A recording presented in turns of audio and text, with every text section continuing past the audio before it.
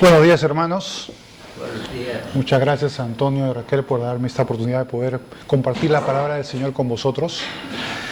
Bien, lo que yo quiero tratar ahora es un tema sobre cuál es la reacción que tenemos ante las bendiciones de Dios.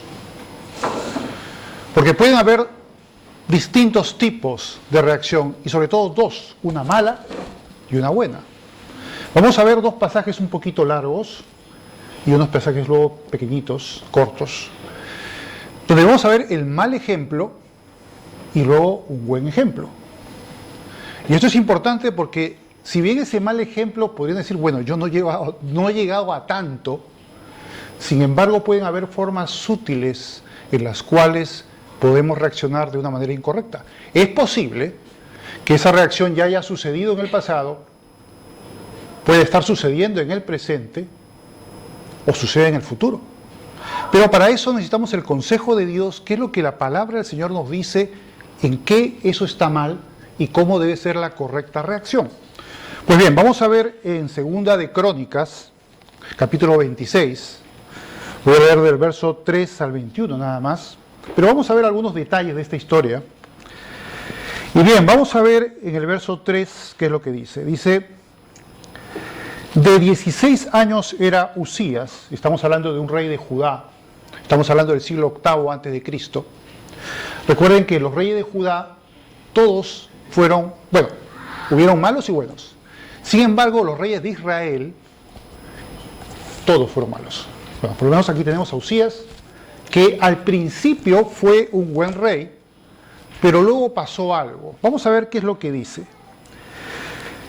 Dice que cuando comenzó a reinar tenía 16 años y 52 años reinó en Jerusalén. No es poca cosa. Dice, el nombre de su madre fue Jecolías de Jerusalén e hizo lo recto ante los ojos de Jehová conforme a todas las cosas que había hecho Amasías su padre. Bien, bastante bien. Luego dice el 4, e hizo lo recto ante los ojos de Jehová conforme a todas las cosas que había hecho Amasías su padre.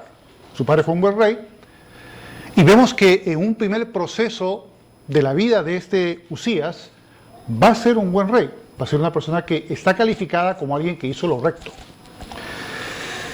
Ahora, vamos a ver un detallito. Dice el 5, y persistió en buscar a Dios en los días de Zacarías, entendido en visiones de Dios, y en estos días en que buscó a Jehová, él le prosperó. Bien, vemos aquí que por cierto, este profeta Zacarías no es el mismo del que escribió el libro de Zacarías, que fue en el siglo VI a.C. Estamos hablando de 200 años antes. Pero bueno, este era un profeta. Usías tenía el privilegio de contar como un consejero espiritual a este profeta, Zacarías, y parece que ese acicate, ese apoyo espiritual fue lo que lo llevó a permanecer, digamos, en buenos términos con Dios, buscaba a Dios, buscaba hacer su voluntad, guardar sus mandamientos por un tiempo. Mientras este apoyo de Zacarías existía, hasta que Zacarías muere, y parece que ese apoyo en el que se sostenía Usías desaparece, y va a haber un giro en la vida de Usías. Pero en esta segunda parte, hemos visto solamente el precedente, ahora vamos a ver la bendición que recibe Usías. No fue poca cosa. Vamos a ver la descripción de las bendiciones de este señor Usías. Dice el 6. Y salió y peleó contra los filisteos y rompió el muro de Gat y el muro de Jabnia y el muro de Asdod y edificó ciudades en Asdod y en la tierra de los filisteos. Victorias militares. Muy bien. Dice que Dios, el 7, le ayudó contra los filisteos y contra los árabes que habitaban en Jurbaal y contra los amonitas. Y dieron los amonitas presentes a Usías y se divulgó su fama hasta la frontera de Egipto. Era un hombre famoso. ¿Famoso por qué? Por su poder militar, por sus victorias. Bien, ¿qué pasó luego? Dice, porque se había hecho altamente poderoso. 9. Edificó también Usías torres en Jerusalén junto a la puerta del ángulo y junto a la puerta del valle y junto a las esquinas y las fortificó. Asimismo, edificó torres en el desierto y abrió muchas cisternas porque tuvo mucho ganado. Así en la céfala como en las vegas y viñas y labranzas, así como en los montes, como en los llanos fértiles, porque era amigo de la agricultura. Vamos a decir, era un agrónomo. Luego dice el 11, tuvo también Uzías un ejército de guerreros, los cuales salían a la guerra en divisiones de acuerdo con la lista hecha por mano de Getel, escriba, y de Masías, gobernador, y de Hananías, uno de los jefes del rey. Todo el número de los jefes de familia, varones y valientes y esforzados, era 2.600. Luego continúa en el 13, y bajo la mano de estos estaba el ejército de guerra de 307.500 guerreros poderosos y fuertes para ayudar al rey contra sus enemigos. Luego dice el 14, y Uzías preparó para todo el ejército escudos, lanzas y yelmos, coseletes, arcos y hondas para tirar piedras, e hizo en Jerusalén máquinas inventadas por ingenieros para que estuviesen en las torres y en los baluartes para arrostrar saetas y grandes piedras, y su fama se extendió lejos porque fue ayudado, ¿por quién? No lo dice aquí, pero es obviamente por Dios, maravillosamente, hasta hacerse poderoso. Bien, vemos esta segunda etapa de este pasaje, la bendición abrumadora que tuvo Uzías como un poder militar, un rey poderoso, con grandes victorias, y que ahora era un rey temible, y su reino Judá, un reino temible. Pero bueno, ¿y cómo reaccionó este señor ante las bendiciones que había tenido? Que no eran pocas. ¿Qué fue lo que hizo? Vamos a ver la última parte del pasaje. Dice el 16, mas cuando ya era fuerte, su corazón se enalteció para su ruina. Se le subieron los humos. Se le agrandó la soberbia, era como esos pollos que tiene el buche lleno, pues lleno de soberbia. Ya pues dijo, bueno, ahora que soy yo un figurete, una persona famosa, abrumadoramente poderoso, entonces se cree que eso es suyo. Y aquí vamos a empezar a dar unos lineamientos de lo que puede suceder con nosotros, o nos ha sucedido ya, y yo creo que, y lo digo con toda claridad, no creo que nadie aquí haya podido decir que nunca falló en algo así. Cuando tú puedes decir que la bendición no te vino de Dios, sino que te la ganaste tú. Ah, no, fue mi esfuerzo, fue mi talento, fue mis capacidades, y yo me lo curré, como se suele decir aquí en España. Y esa bendición es mía, no de Dios. ¿Es eso cierto? ¿Esa bendición que Dios te dio es tuya y no de Dios? No, señores. Esa bendición es de Dios. Toda bendición, incluso tu talento, ese talento que puedes usar también para servir al Señor, también te lo dio Dios. Por lo tanto, no te puedes arrogar de que esas bendiciones que tienes o esas capacidades personales son fruto de tu mérito. Y yo no puedo, por tanto, decir, si tú no tienes mi bendición, entonces tú no tienes mi mérito. Porque así yo diría en mi soberbia que estoy atribuyendo que mis bendiciones y mis capacidades son de mí mismo. Y no, son de Dios. Pero yo por lo menos puedo levantar la mano que alguna vez en mi vida he fallado en esto, Y yo creo que si nos analizamos todos aquí presentes, podemos decir que en alguna medida, no tanto como vamos a ver aquí lo que le pasó a este hombre, pero en menor medida, quizás de una forma más sutil, hemos caído en ello. Vamos a ver qué es lo que pasó en esa etapa final de este señor. Repito 16, mas cuando ya era fuerte, su corazón se enalteció para su ruina, porque se rebeló contra Jehová su Dios, entrando en el templo de Jehová para quemar incienso en el altar del incienso. Algo que no podía hacer por muy rey poderoso que fuera, solamente los levitas, los sacerdotes, podían entrar al templo.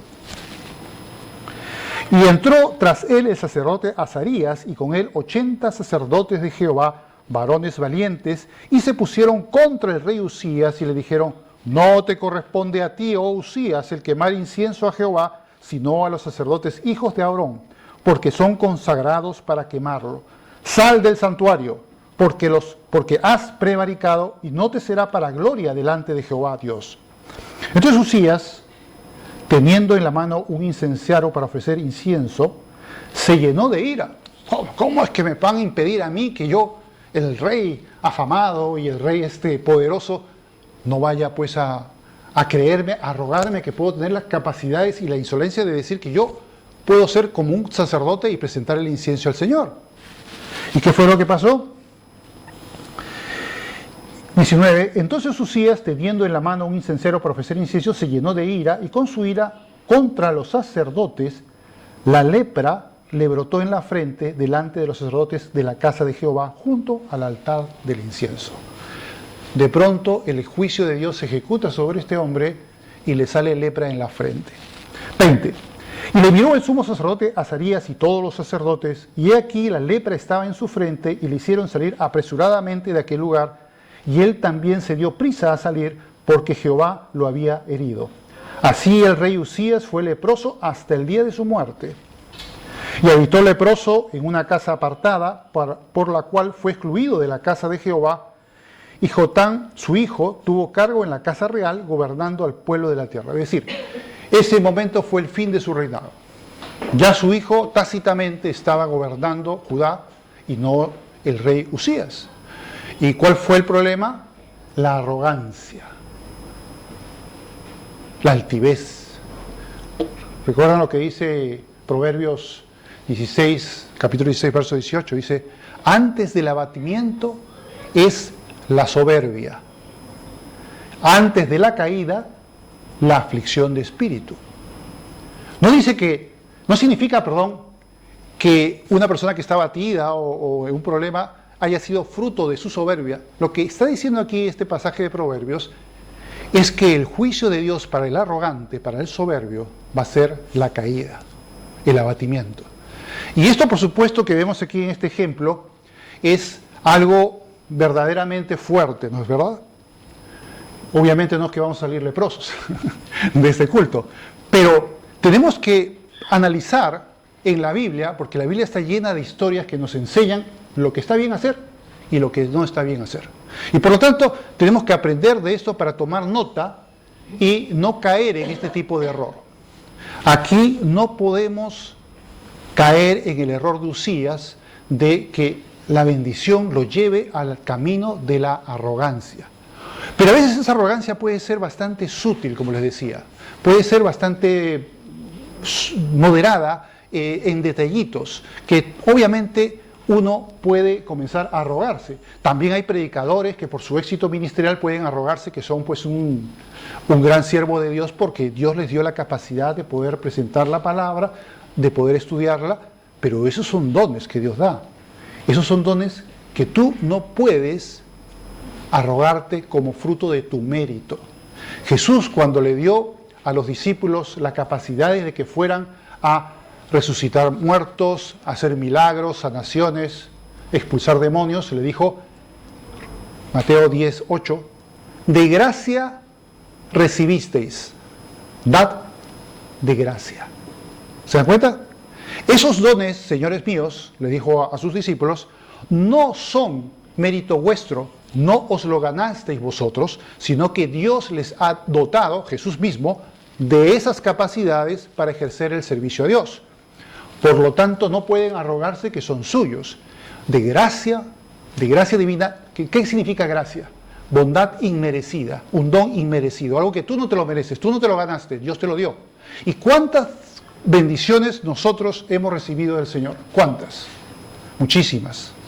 Bien, vamos a ver ahora, antes me estoy olvidando de un pasaje que está en 1 Corintios 4:7, que no quisiera dejar de pasarlo, porque también habla de esto. 1 Corintios 4:7. Fíjense lo que dice aquí Pablo. También está tomando un tema muy parecido. Dice el 7, porque ¿quién te distingue o qué tienes que no hayas recibido? ¿Está claro, no? ¿Qué tienes que tú no hayas recibido? Y si lo recibiste, ¿por qué te glorías como si no lo hubieses recibido? Eso también va para nosotros.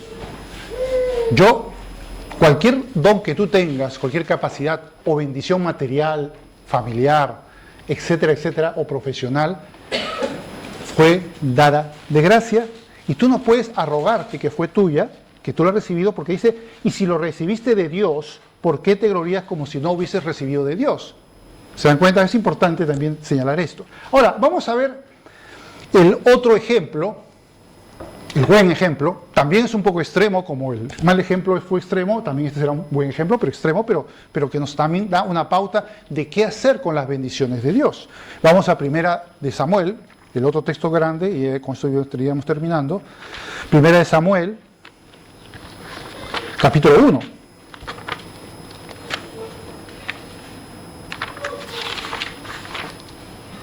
Eso sí va a ser todo el capítulo, pero bueno, hay detalles interesantes que hay que tener en cuenta en este capítulo. Dice el verso 1, hubo un varón de Ramataim, de Sofín, del monte de Efraín, que se llamaba Elcana, hijo de Jeroboam, hijo de Eliú, hijo de Toú, hijo de Suf, efrateo. Y tenía él 2 mujeres. El nombre de una era Ana y el de la otra Penina. Y Penina tenía hijos, mas Ana no los tenía. Ya aquí vemos una diferencia de bendición. Penina tiene hijos, Ana no los tiene, y Ana se va a frustrar enormemente por esta situación.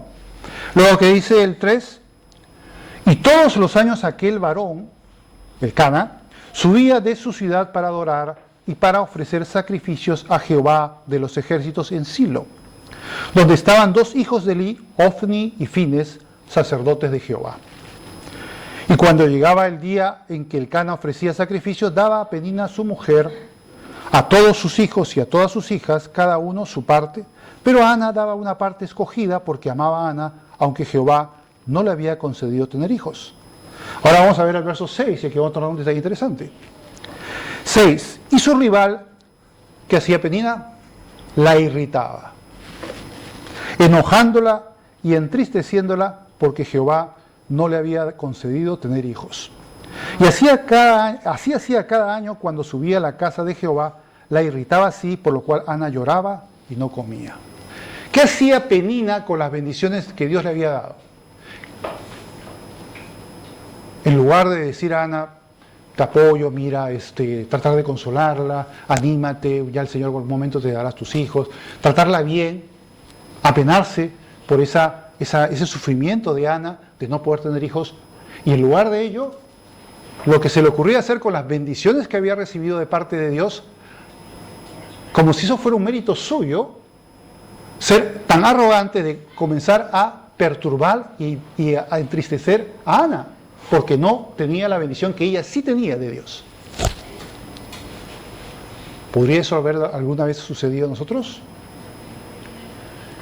Fíjense la actitud de una y de la otra. Ahora, todavía no hemos visto lo que hizo Ana. Ana va a ser algo extraordinario y algo bastante duro también. Pero fíjense la diferencia, algo que seguramente a Penina jamás se le hubiese ocurrido hacer. Mientras ella tenía una reacción nefasta sobre las bendiciones que Dios le había dado, ahora tenemos a Ana, que va a tener una relación muy diferente. Vamos a ver lo que pasó. Dice el 8, y Elcana su marido le dijo, Ana, ¿por qué lloras? ¿Por qué no comes? ¿Y por qué está afligido tu corazón? Mira lo que dice aquí. ¿No te soy yo mejor que 10 hijos? Un poco presumido, ¿no? O sea que ya solamente con él ya es suficiente para tapar el hueco. Pero bueno, pero claro, evidentemente para Ana ese tipo de presunción era pues algo que no.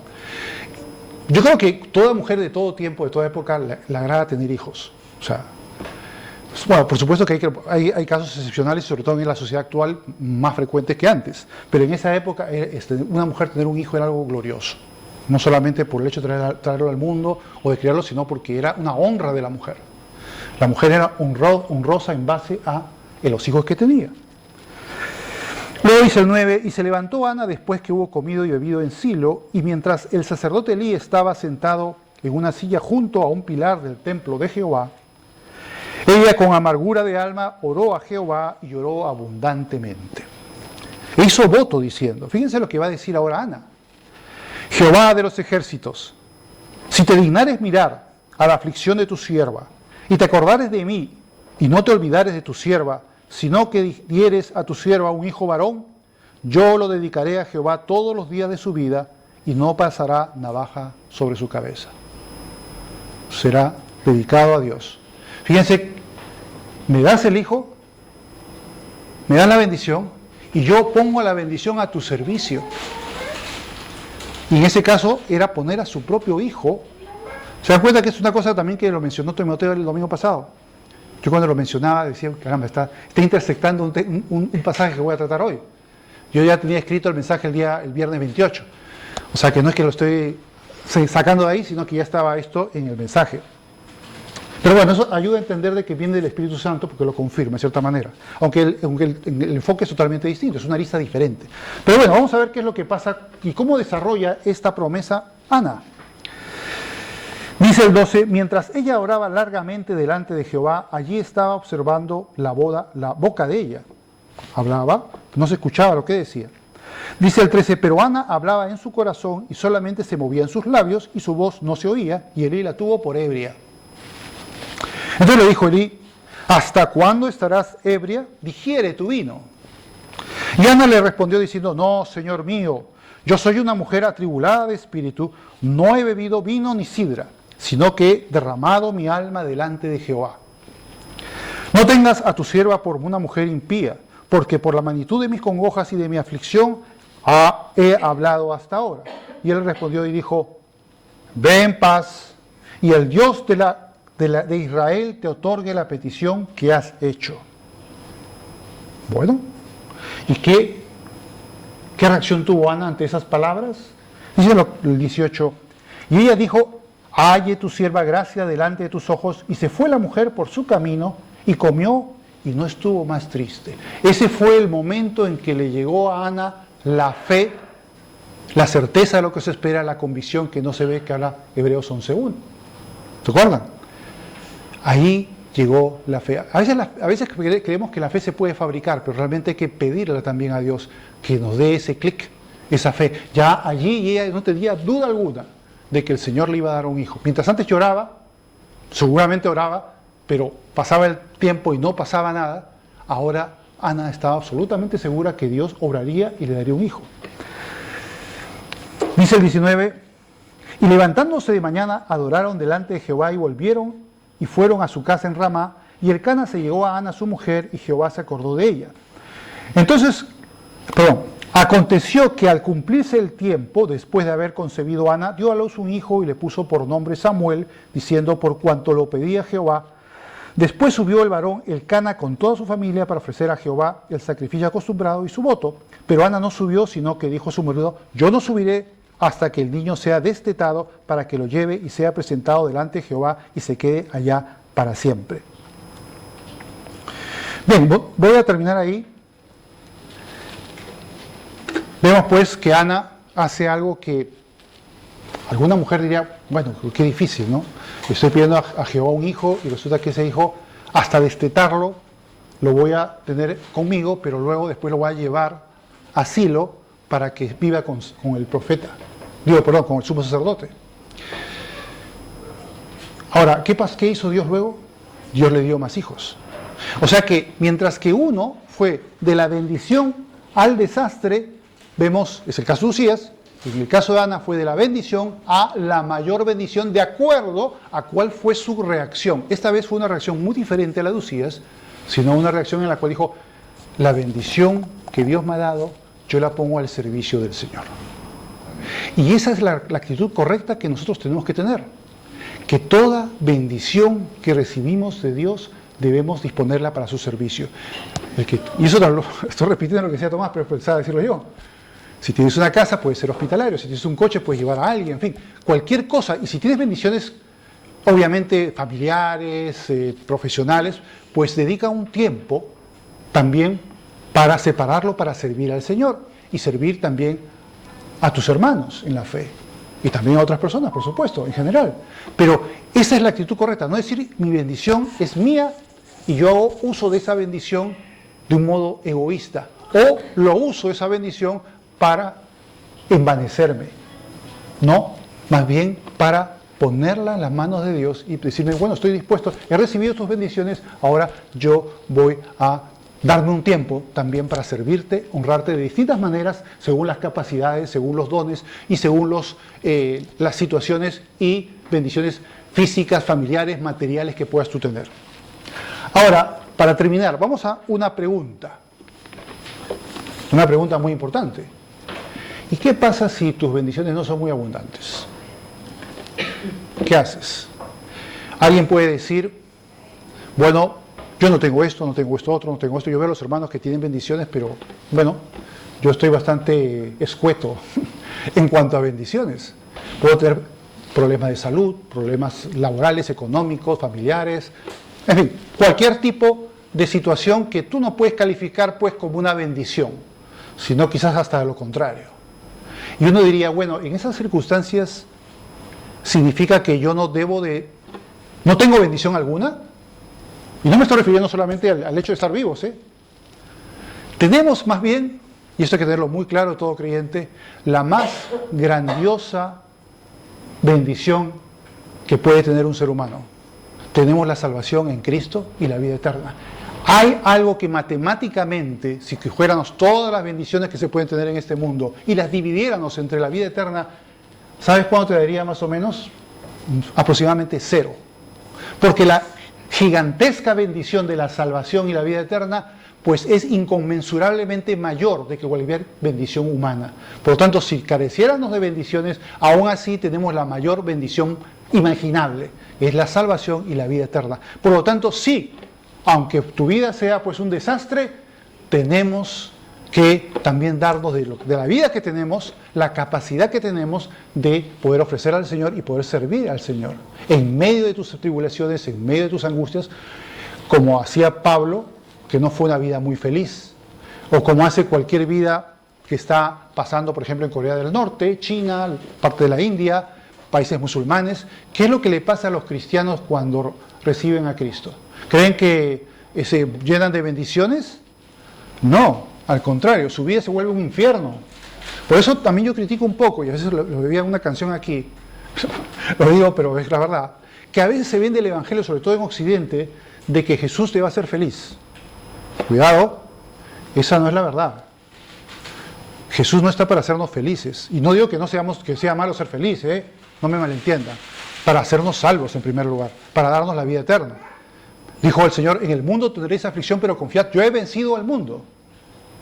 No dice, vas a tener una vida perfecta, no vas a tener ningún tipo de problema, ningún tipo de enfermedad, todo te va a ir muy bien. No, no dice eso. Y claro, si vendemos un evangelio así, hay mucha gente que lo compra, pero ese no es el verdadero evangelio. Por lo tanto, el verdadero evangelio es que verdaderamente tengas bendición mayor o menor, más o menos, pero tienes ya la mayor y más grandiosa bendición, que es la salvación de la condenación del infierno y la vida eterna. Por lo tanto, ya es motivo suficiente para entregar nuestra vida al Señor plenamente y poder servirle y darle tiempo para Él, para poder honrarle, para poder servirle a Él directamente y también a los demás, pues es una forma también de servir a Dios. Por lo tanto, eso es lo que tenemos que tener claro, qué hacer con las bendiciones que el Señor nos da. Yo creo que esto ya nos enseña, el consejo de Dios está para eso, para, si no hemos caído antes, que yo creo que a nivel sutil, yo creo que sí, si no estamos cayendo ahora, no caigamos en el futuro. Bien, vamos a orar un momento y terminamos. Padre Santo, te damos las gracias por el consejo de tu palabra, porque, Señor, estas historias no están ahí simplemente para un conocimiento o un entretenimiento de una lectura, sino para señalarnos qué es lo bueno, qué es lo que te agrada y qué es lo que no te agrada. Te pedimos, oh Dios, que nos ayudes a tener esa mística, Señor, sobre la bendición que recibimos, que realmente no podemos arrogarnos que es algo que tenemos nosotros, que es de nuestro mérito, sino que tú nos has dado por gracia. Por una gracia que es un don inmerecido. Gracias, Señor, por la vida eterna también, que es la más grandiosa de las bendiciones. Y te pedimos, Señor, que seamos como Ana, que pone las bendiciones a tu servicio, Señor, para que tú seas glorificado y para que tu evangelio y tu palabra corran por este mundo. Nos encomendamos a ti, Señor, a que esto sea un principio en nuestro corazón firme, en el nombre precioso de Jesús. Amén.